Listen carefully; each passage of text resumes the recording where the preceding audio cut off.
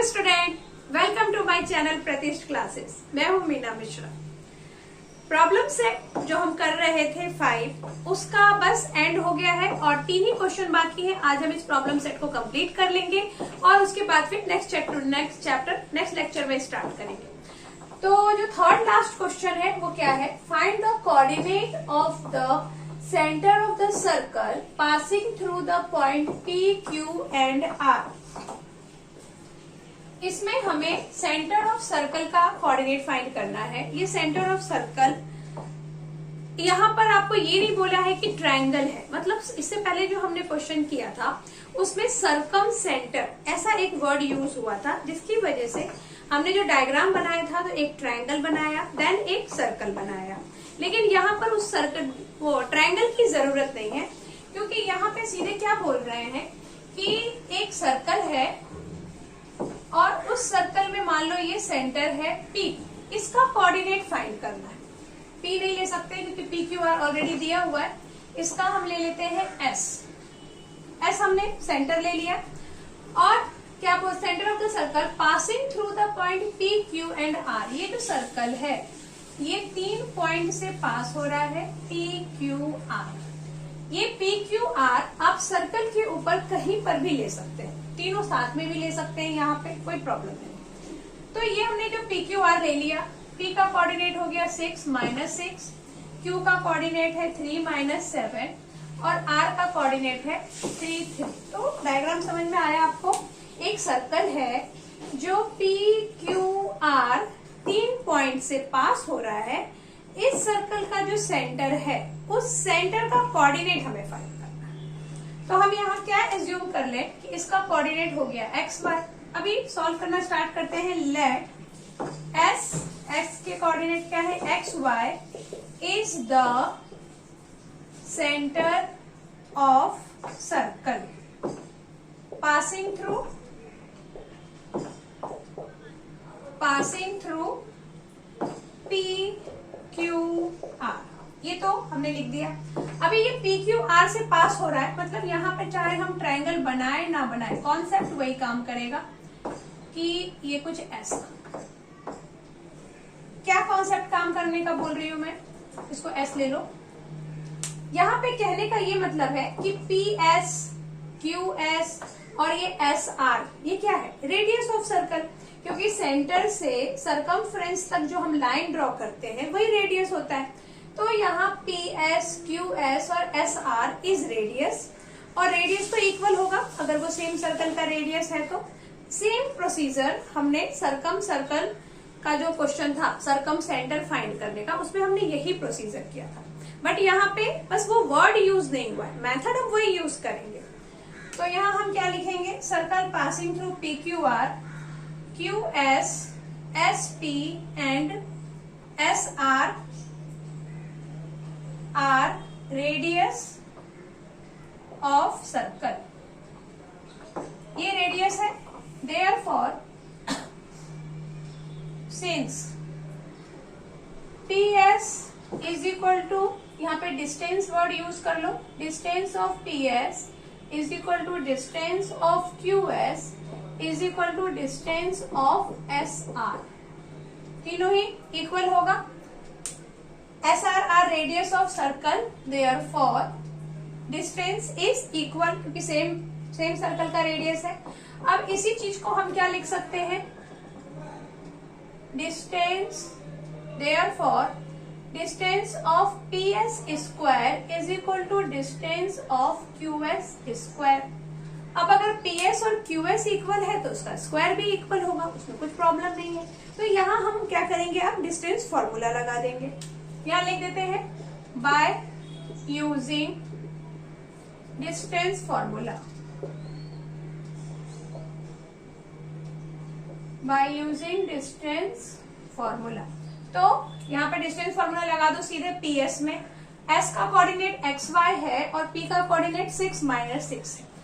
Square लगा हुआ है तो डिस्टेंस फॉर्मूला का जो रूट का साइन है वो नहीं लगेगा। यहाँ स्क्वायर लगाने के पीछे इंटेंशन ही हमारा यही है कि जो डिस्टेंस का फॉर्मूला है उसमें वो रूट साइन जो आता है ना वो हट जाए।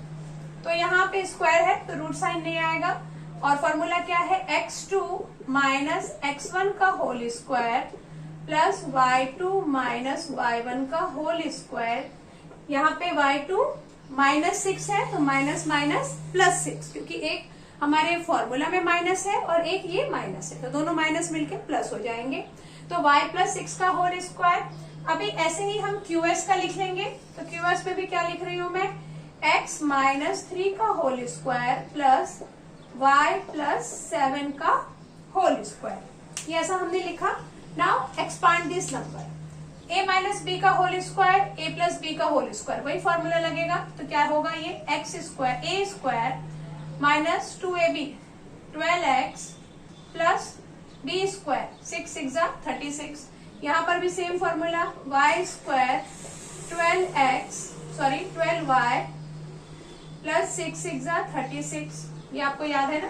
a + b का whole square, a square plus 2ab plus b square, तो उसी से इसको एक्सपांड किया है। इज इक्वल टू यहाँ क्या है, x square minus 3 2 = 6x plus 3 3 = 9, और यहाँ ये क्या है, y square plus 7 2 = 14y plus 49। ये हो गया। अभी ये x स्क्वायर और ये x स्क्वायर कैंसिल, ये y स्क्वायर और ये y स्क्वायर कैंसिल, क्योंकि दोनों का साइन सेम है और वैल्यू भी सेम है और इक्वल के अदर साइड में है। तो क्या बच गया हमारे पास, यहाँ पर बचा 12x प्लस 12y, और यहाँ 6 6 12 3 3 6 72 आ गया, और यहाँ हमारे पास बचा -6x प्लस 14y प्लस 9 9 18 4 और 1 5 58। ठीक है। ये अब हम क्या करेंगे, जो x और y है उसको भी इधर ही ले आते हैं। तो क्या हो गया, -12x plus 6x plus 12y minus 14y is equal to 58 minus 72। ये 72 इधर आ गया, 12 में से ये 6 गया तो -6, यहाँ कितना बचा, -2y, और यहाँ 12 - 8, 12 - 8 इज 4, और 6 - 5 इज 1, -14। 2 से डिवाइड कर दो, -2 से डिवाइड कर दो, क्योंकि सब में माइनस माइनस है। तो डिवाइडिंग बाय -2 कितना आ गया, ये 3x plus y is equal to +7। ये हो गया हमारा equation number 1। 3x plus y is equal to 7। हमने क्या किया, यहाँ पे -2 से डिवाइड कर दिया। यहाँ पे लिख दो डिवाइडिंग बाय -2, डिवाइडिंग बाय -2। तो इक्वेशन 1 मिल गया है, इसका स्क्रीनशॉट लीजिए और फिर हम इक्वेशन 2 फाइंड करेंगे। फिर उन दोनों इक्वेशन को सॉल्व करके हमें x और y की वैल्यू मिल जाएगी। तो एक इक्वेशन हमें मिल चुका है, ये डायग्राम मैंने वापस यहाँ बना दिया। अभी हमने क्या फाइंड किया था, PS और QS को हमने रिलेट किया था। अभी हम PS और SR को रिलेट करेंगे। आप ये जो 3 दिए हुए हैं, तीनों में से QS और SR को भी रिलेट कर सकते हैं, किसी को भी रिलेट करके। हमारा इंटेंशन है कि 2 इक्वेशन आ जाए। तो एक इक्वेशन आ गया, दूसरे में मैं PS और SR को रिलेट कर रही हूँ। तो मैं क्या लिखूंगी, since PS distance of PS square is equal to distance of SR square. Again distance formula लगा दो सीधे। तो PS स्क्वायर, सॉरी रूट का साइन नहीं आएगा क्योंकि हम स्क्वायर कर चुके हैं। PS तो क्या लिखे, x2 माइनस x1 का whole square plus y2 minus y1 का whole square is equal to again x2 minus x1 का whole square plus y2 minus y1 का होल स्क्वायर, x - 3 का होल स्क्वायर, x - 3 का whole square. इसको एक बार check करेंगे कि ये -3 3 7 है ना, P6। ओके, अब इसको जब आप सॉल्व करेंगे उसी मेथड से जैसा अभी हमने सॉल्व किया था, इसको एक्सपांड करो।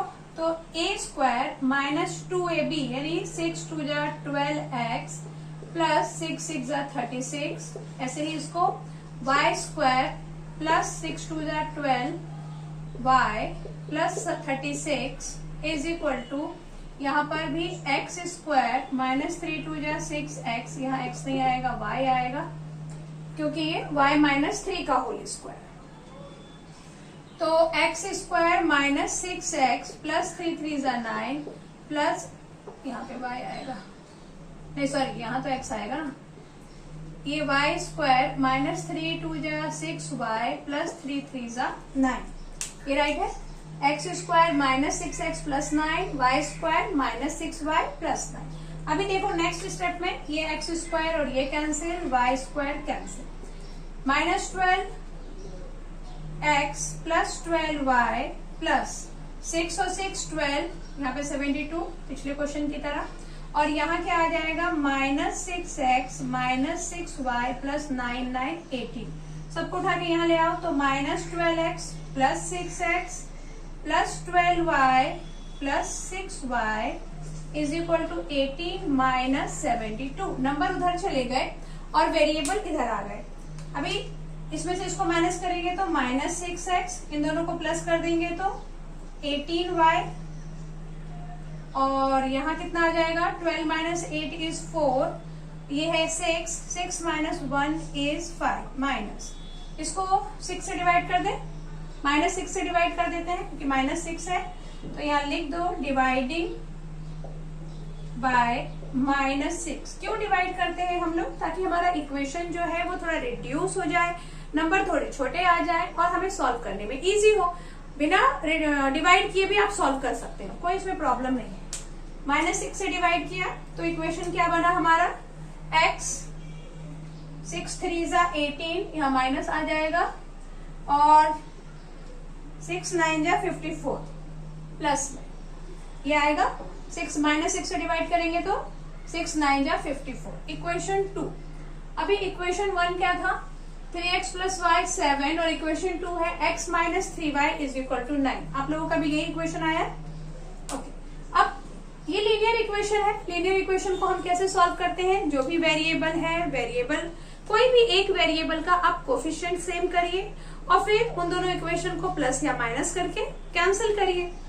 अभी देखो यहाँ पर अगर मैं 3 को मतलब x का वेरिएबल सेम करूं तो यहाँ x के साथ 3 है, तो इक्वेशन 2 को भी क्या कर दे 3 से मल्टीप्लाई कर दे, देन क्या कर इन दोनों को माइनस करेंगे कि प्लस, ये भी प्लस में है और यहाँ ये x भी प्लस में है, दोनों का साइन इक्वल है तो हम यहाँ माइनस करेंगे, तभी हमारा वो जो x है वो कैंसिल होगा। तो क्या करना है हमें, इक्वेशन 2 को मल्टीप्लाई करना है 3 से एंड इक्वेशन 1 माइनस इक्वेशन 2, ऐसा करना है। तो इक्वेशन 1 लिख दो 3x plus y is equal to 7, और इक्वेशन 2 को मल्टीप्लाई कर दो तो बन जाएगा 3x minus 3 3 = 9y is equal to 9 7 = 3 9 = 27। यहाँ क्या आ गया 3 3 = 9 और 3 9 = 27, और ये 3x है, ये माइनस हो गया, ये प्लस हो गया, ये माइनस हो गया, ये माइनस करना है। और ये आप जानते हैं कि जब माइनस करते हैं तो साइन चेंज हो जाता है। ये 9 और ये 1 हो गया 10y, और यहाँ पे माइनस 27 माइनस 7 इज माइनस 20, तो y इज इक्वल टू आ गया माइनस 20/10, तो y आ गया आपका -2, y -2 मिल गया। अभी इस y की वैल्यू को इक्वेशन 1 या 2 में कहीं पर भी हम सब्स्टिट्यूट कर देते हैं। Substituting value of y in equation 1। Equation 1 में अगर सब्स्टिट्यूट करेंगे तो 3x प्लस y का value -2 is equal to 7। Solve करो तो 3x -2 इज इक्वल टू 7। अभी नेक्स्ट क्या होगा, ये -2 इधर आ गया, तो 3x is equal to 7 plus 2, x is equal to 9/3, 3 3 = 9, it means x is equal to 3। तो आंसर क्या हो गया हमारा, s का जो कोऑर्डिनेट था वो आ गया 3 and -2।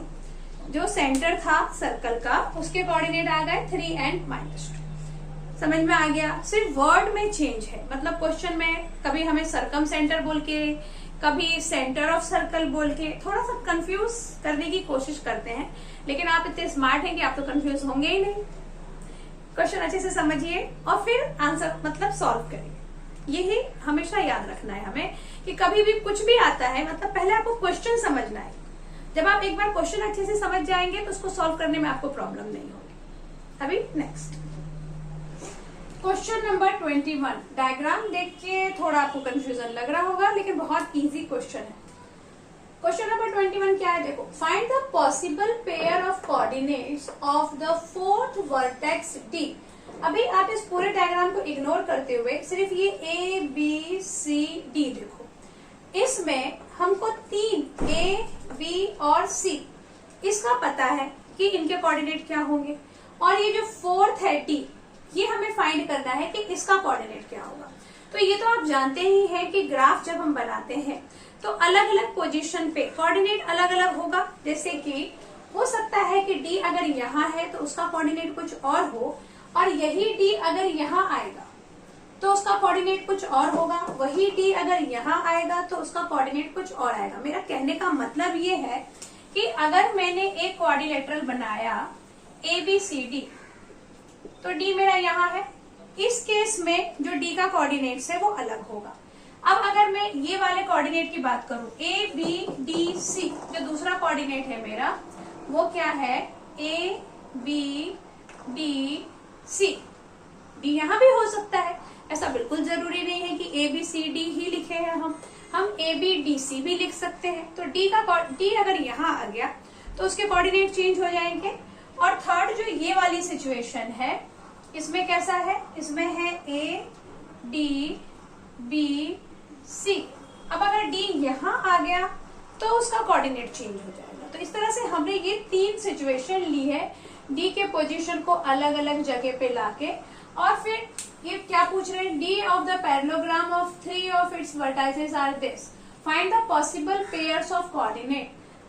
Possible pairs of coordinate मतलब डी कितने टाइप के कोऑर्डिनेट्स उसके कोऑर्डिनेट के पेयर आ सकते हैं।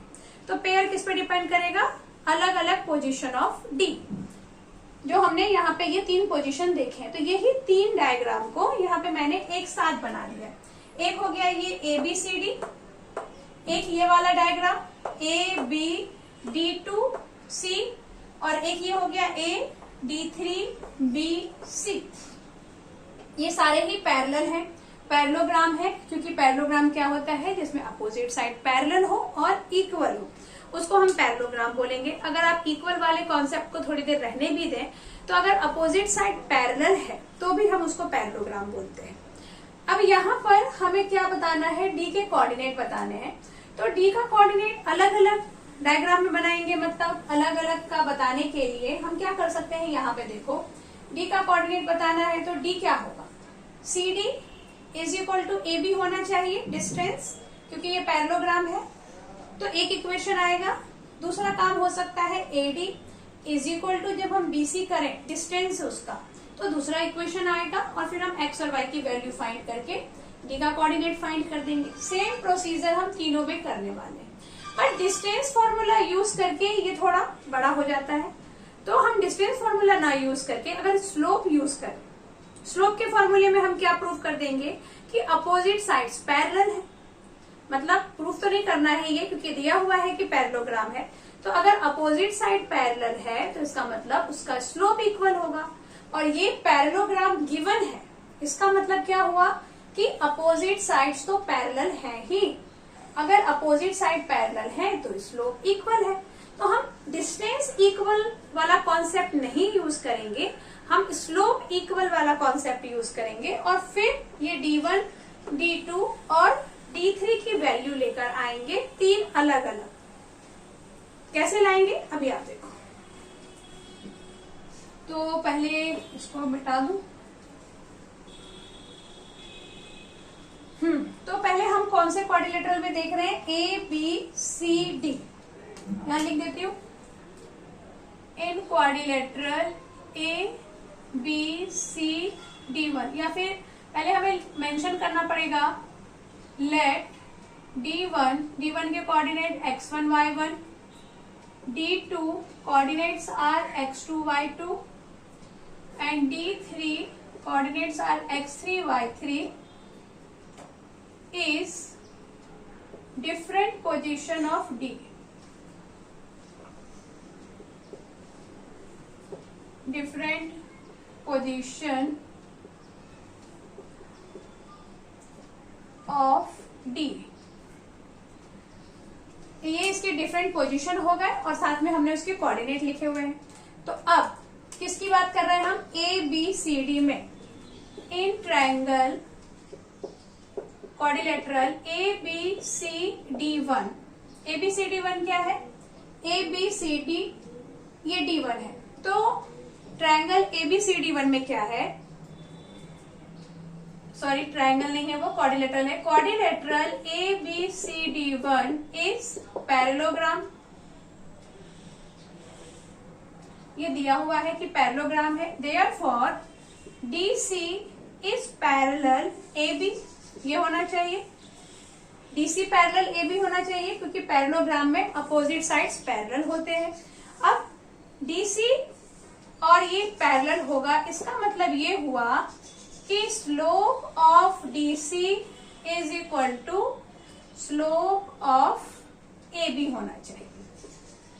ये कॉन्सेप्ट लिखा हमने कि वो पैरेललोग्राम है, D C parallel A B होगा और ये पैरेलल होगा, इसलिए इसके दोनों के स्लोप इक्वल होंगे। अभी स्लोप का फॉर्मूला लगा दो डी सी और ए बी में। तो स्लोप का फॉर्मूला क्या है?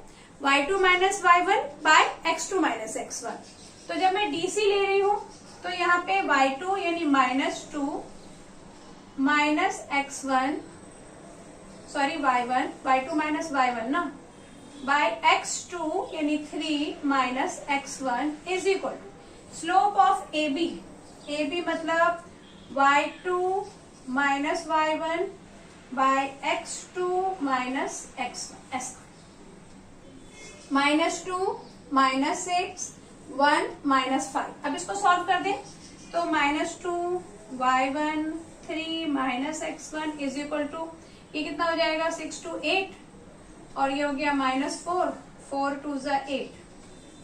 तो यहाँ मिल गया आपको -2 minus y1 is equal to 2 को मल्टीप्लाई करो 3 माइनस x1 से, क्रॉस मल्टीप्लीकेशन तो क्या आएगा? -2 minus y1 6 minus 2x1। Question को थोड़ा और हम ठीक करेंगे, मतलब इक्वेशन बनाएंगे तो क्या लिख देंगे हम? सबको इधर ले आओ। तो -2 minus y1 minus 6 plus 2x1। अभी इसके आगे क्या करेंगे? इतना आप स्क्रीनशॉट लीजिए, फिर आगे सॉल्व करते हैं। तो यहां से हम क्या करेंगे अब? -2 and -6 is -8 minus y1 plus 2x1 is equal to 0। ये एक इक्वेशन हमें मिल गया। अभी हमने किसका स्लोप देखा था? DC और AB का। अब हम देखेंगे AD और BC। तो हम क्या लिखेंगे? सिमिलरली क्या हो रहा है?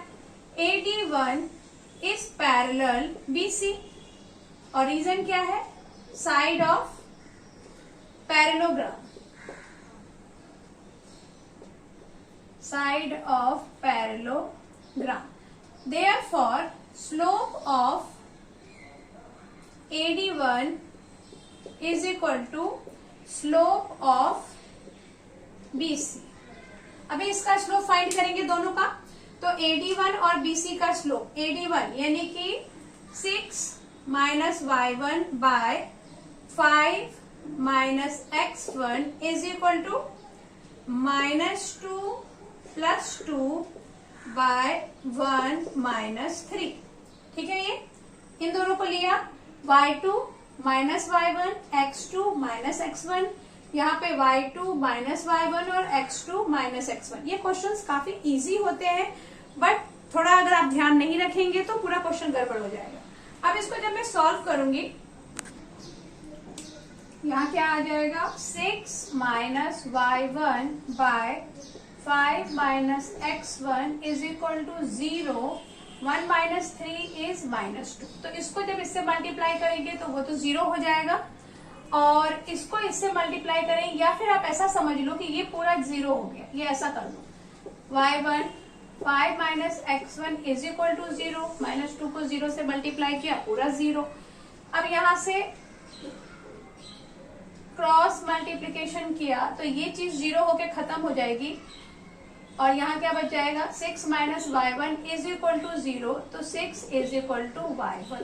इसको हम ऐसे भी कर सकते हैं या फिर आप यहीं पे इसको क्रॉस मल्टीप्लीकेशन कर देते तो भी हमारा सेम आंसर आ जाता। तो 6 इज इक्वल टू y1 आ गया।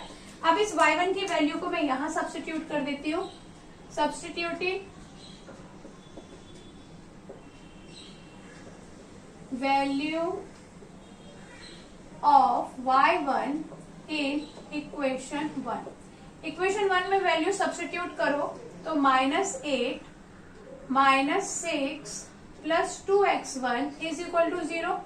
-8 एंड -6 कितना हो जाएगा, 14, -14, -8 एंड -6, तो -14 plus 2x1 is equal to 0, -14 is equal to -2x1, ये कैंसिल, तो x1 आ गया हमारा 7, क्योंकि 14 को 2 से डिवाइड करेंगे तो 7 आएगा।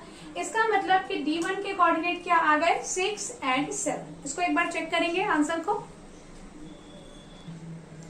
आंसर हमारा करेक्ट है।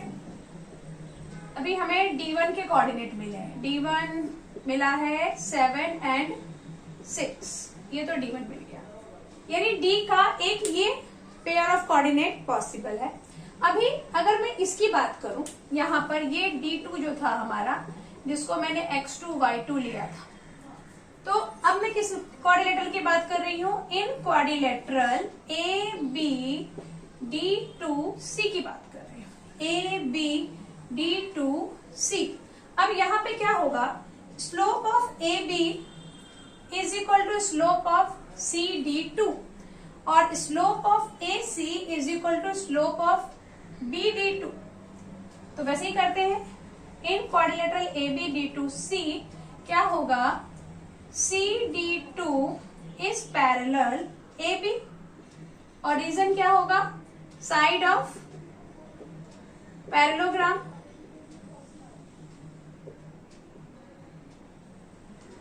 अभी therefore slope of CD2 is equal to slope of AB। दोनों का स्लोप इक्वल होगा। अभी स्लोप ऑफ CD2 मतलब वही y2 minus y1 by x2 minus x1 is equal to, AB में भी सेम रखेंगे, y2 minus y1 by x2 minus x1। ये सही लिखा है, y2 माइनस y1, तो ये -2 है, माइनस माइनस प्लस हो जाएगा, x2 माइनस x1 और यहाँ पर भी y2 minus y1 x2 minus x1। अब इसको सॉल्व करें तो क्या मिलेगा, y2 plus 2 by x2 minus 3 is equal to -8 और यहाँ आगे आपका -4, ये कैंसिल, 4 2 ज़ा 8,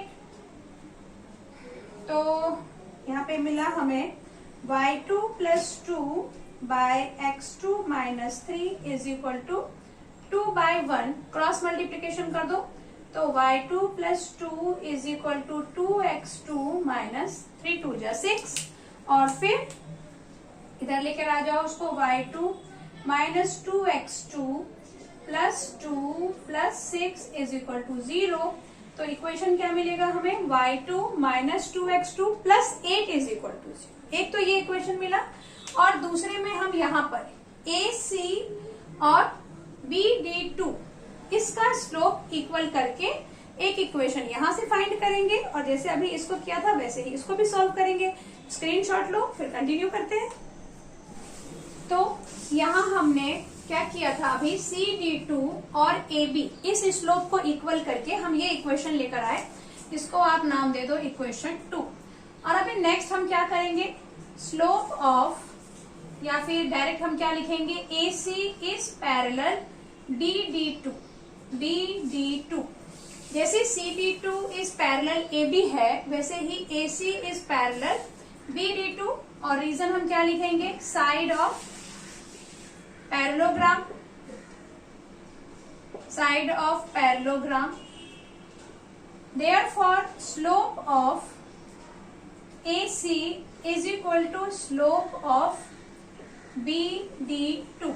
अभी स्लोप फाइंड कर लें. AC का स्लोप क्या हो जाएगा? 6 plus 2 y2 minus y1 by x2 minus x1 is equal to -2 minus y2 by 1 minus x2. यही होगा BD2.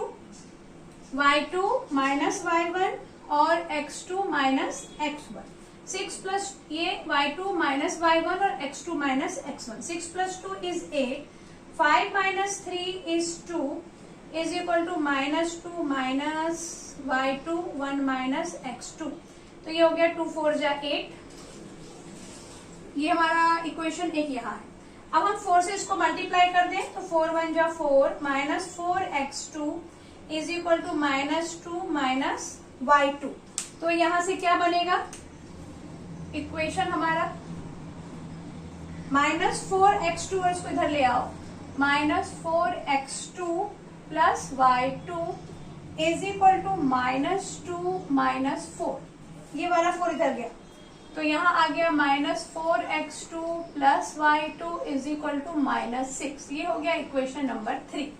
अभी इक्वेशन 2 और इक्वेशन 3 इसको लीनियर इक्वेशन की तरह सॉल्व करेंगे. तो देखो दोनों में y2 एक जैसा है तो यहाँ हमें कोफिशिएंट को इक्वल करने की जरूरत नहीं है.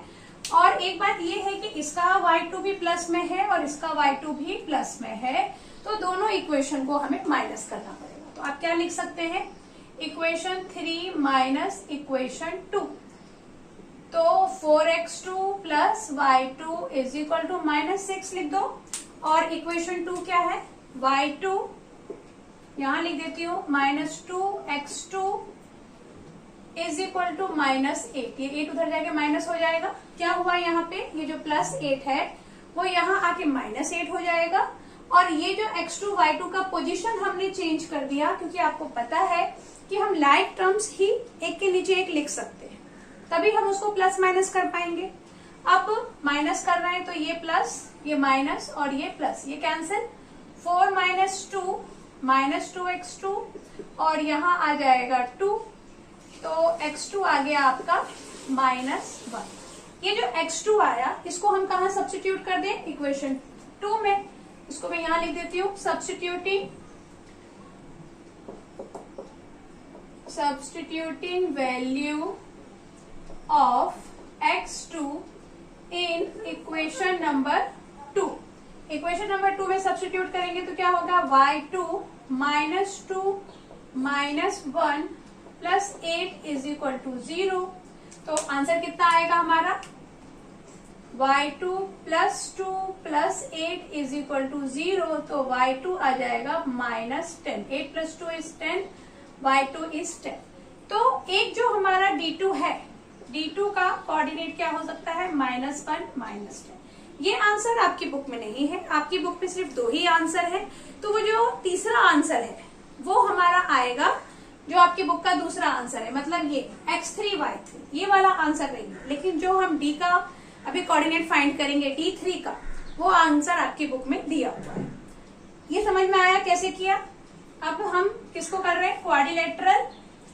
इस बार हम चेक करेंगे AD3BC. इसको इस क्वाड्रिलेटरल को हम चेक करने वाले हैं. तो इसमें आप देखो कि ये और ये पैरेलल होगा और ये वाला पैरेलल होगा. तो इन दोनों के स्लोप को हम इक्वल करेंगे. तो लिखते हैं क्वाड्रिलेटरल AD3BC. क्या देखा हमने कि AC is parallel D3B. Therefore, slope of AC is equal to slope of D3B. और अभी दोनों का स्लोप लिख दो. तो AC का स्लोप क्या हो जाएगा? y2 minus y1 by x2 minus x1 is equal to y2 minus y1 by x2 minus x1. यहाँ पे 6 + 2 = 8, 5 ± 3 = 2, और ये आ गया y3 + 2/x3 - 1। अभी इसके आगे देखते हैं क्या आता है।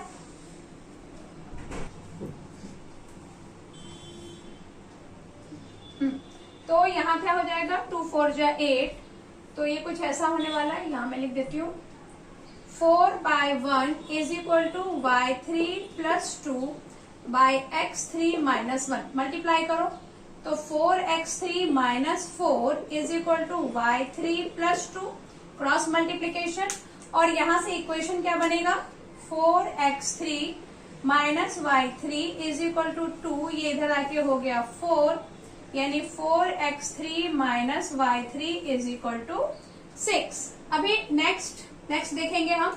अभी हमने कौन सा चेक किया था, AC और BD3। अब हम ये वाला स्लोप चेक करेंगे। स्लोप AD3 इस पैरेलल किसके होगा, BC के, और रीजन क्या होगा, side of parallelogram, side of parallelogram. तो therefore slope of AD3 = slope of BC। तो AD3 का स्लोप क्या है, AD3 y3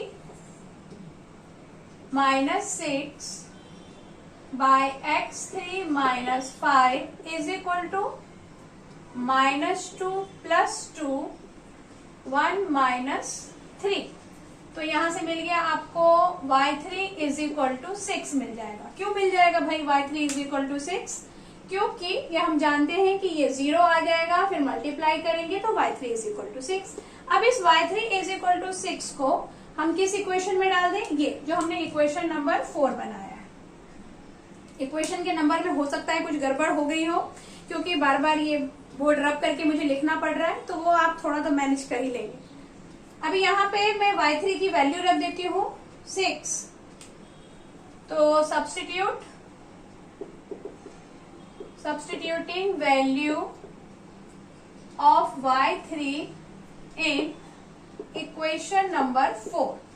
तो यहाँ रखो 4x3 - 6 = 6, तो 4x3 = 6, ये 6 इधर आके +6, तो x3 = 12/4, दैट इज 3, यानी x3 मिल गया मुझे 3। तो ये वाला आंसर आपकी बुक में दिया हुआ है कि 3 और 6 आया है।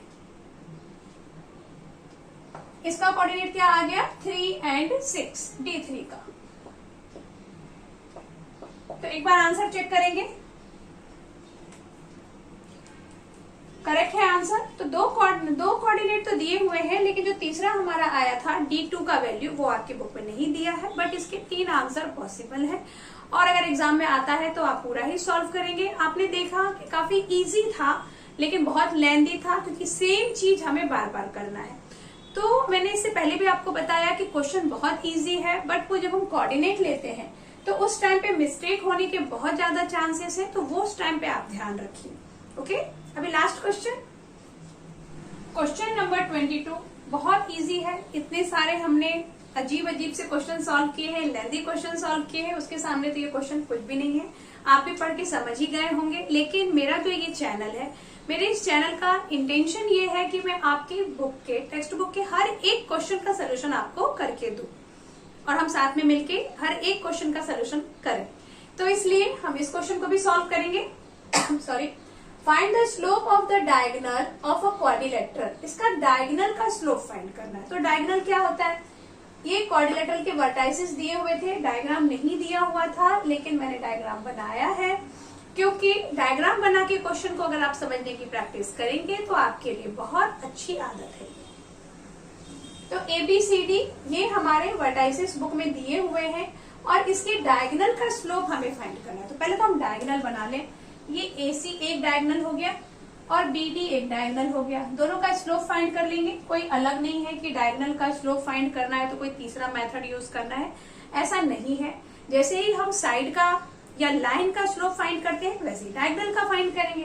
तो यहाँ क्या लिखेंगे हम, late AC and BD is diagonals of quadrilateral ABCD. ACBD are diagonals of quadrilateral ABCD. तो slope of diagonal AC is equal to y2 minus y1, formula x2 minus x1. y2 क्या है? -3, x2 -7, sorry y2 minus y1 और x2 minus x1. तो यहां से क्या मिल जाएगा हमें? -10 मिल जाएगा. -7 -3 इज -10 बाय -1. माइनस से माइनस कैंसिल करो तो 10 मिल गया. यानी एक स्लोप तो हमें मिल गया 10. अभी बीडी का स्लोप देखते हैं. Slope of diagonal BD, same formula और यूज डायरेक्ट लिखते हैं. 3 - 3 y2 minus y1 by x2 minus x1. तो 3 - 3 इज 0. 6 7 8 9. तो आंसर आ जाएगा 0, क्योंकि 0 को आप 9 से डिवाइड करेंगे तो 0 ही देगा. तो एक डायगोनल हमारा आया 10 और एक डायगोनल हमारा आया 0. समझ में आ गया आपको? काफी इजी क्वेश्चन था. ओके, तो हमारा ये प्रॉब्लम सेट भी कंप्लीट होता है और अब हम जल्दी ही मिलेंगे एक नेक्स्ट और नए चैप्टर के साथ. Thanks for watching.